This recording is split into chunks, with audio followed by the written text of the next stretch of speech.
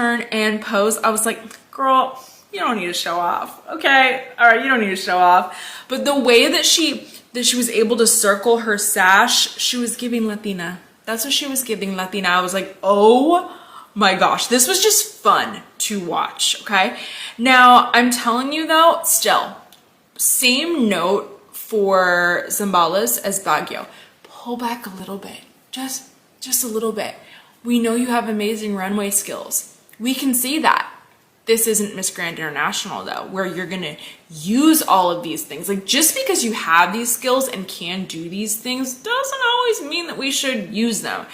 And having that discernment is how contestants are able to successfully transition between different pageant systems. Because you can like have all the tricks in the world, but if you're using them in the wrong competitions for the wrong systems, you're not gonna win.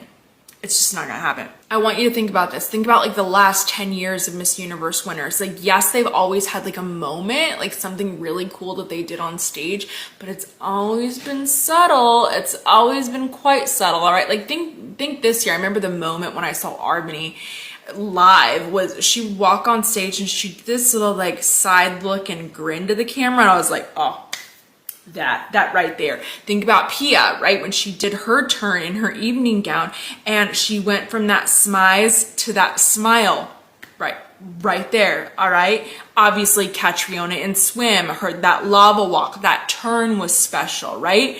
But it's like they only had one of those special things per performance. You know, you don't need like the spin turn and the facial expression and the pivot and whatever. It all ends up being too much. So you really got to pick. It's like, okay, what's the thing that I do best that